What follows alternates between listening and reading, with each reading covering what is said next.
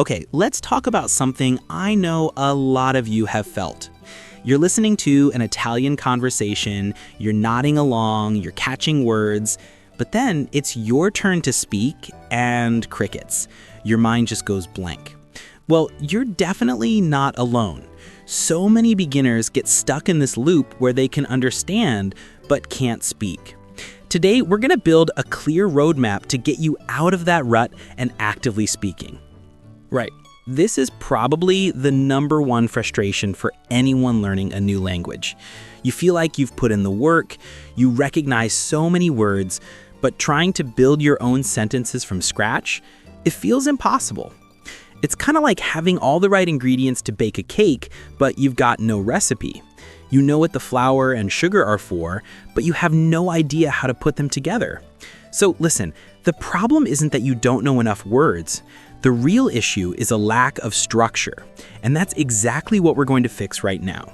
We are laying out a step-by-step plan to take you from just knowing Italian words to actually using them in a real conversation. This is your personal roadmap. Our very first stop, and this is so important, is the foundation of the whole language, grammar. Now, I know what you might be thinking, grammar is so boring, but trust me on this. Think of grammar as the skeleton. Without that skeleton, all your vocabulary is just a big messy pile of words with nothing to hold it all together. And this quote just hits the nail on the head. This isn't about being a perfectionist or sounding like a textbook. It's simply about being understood.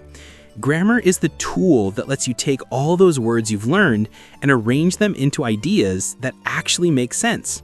It's the difference between just listing random words and really communicating. So where in the world do you start? Right here, with this targeted hit list. Instead of trying to swallow the entire grammar book at once, we're going to focus on the heavy hitters. You'll master the core verbs, the engines of every sentence. You'll learn the articles like the and a. You'll get a handle on gender and number. Use possessives to talk about your stuff. And finally, add in those key prepositions and pronouns. This is your checklist. Okay, let's zoom in on that very first item on our list because it is a game changer. Verbs make sentences go, but you know what?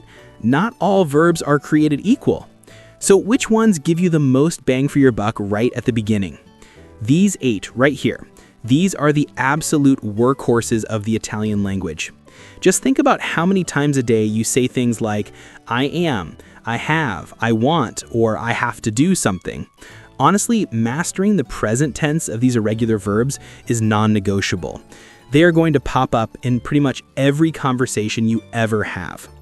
Now, once you're ready to talk about the past, you'll see there are 2 main ways to do it. The passato prossimo is for a specific thing that happened and is finished, a one-and-done action. Yesterday, I ate the pizza. Boom, done. But the imperfetto is for something that was ongoing or a habit. As a child, I used to eat pizza. See the difference? It's all about setting the scene. And here is a fantastic little shortcut that will make your life so much easier. Seriously, don't even worry about learning the future tense right away. Why? Because in Italian, it's totally normal and correct to use the present tense to talk about the future. Domani vado al mare literally translates to tomorrow I go to the beach, but everyone understands it means tomorrow I am going to the beach. How cool is that? Okay, you got your grammar skeleton built. Now it's time to add some meat to those bones. This is where vocabulary comes in. You need the words to actually give your sentences some meaning. But just like with grammar, we have to be strategic about it. Randomly memorizing lists of words for, zoo animals and office supplies is just not the most effective way to start speaking. The key is to learn vocabulary that is immediately useful and relevant to your life. So what does that actually look like? You start with a topic you know better than anyone else, you. This is the vocabulary you are going to use in every introduction, in every basic conversation. Learning how to talk about your job, your hobbies, your family, it makes the language personal, which makes it way easier to remember. You're not just memorizing words, you're learning to tell your own story. So once you can introduce yourself, you expand into the world around you, and you focus on these super practical, high-frequency situations. Learning the vocabulary for ordering a coffee or buying a train ticket gives you an immediate real-world skill you could use on day one of a trip to Italy. It makes the language feel powerful and, useful. All right, we have the grammar skeleton, we have the vocabulary substance, now for the most important part of all, bringing it to life. This is the activation phase. This is where we take everything you've learned on paper and actually put it into practice out in the world. This right here is the magic formula. Grammar gives you the structure, vocabulary gives you the meaning, but it is exposure and practice that actually burn those patterns into your brain so they become automatic. You have to hear it, see it, and use it over and over again. So how do you get that exposure? You start consuming Italian actively. Listen to podcasts made specifically for learners. Read simple stories where you can go at your own pace. Try writing just a few sentences about your day every day. But most importantly, you have to speak. You just have to. Even if it's only once a week with a tutor or a language partner, that active practice is absolutely critical. Oh, I love this analogy. It is just so perfect.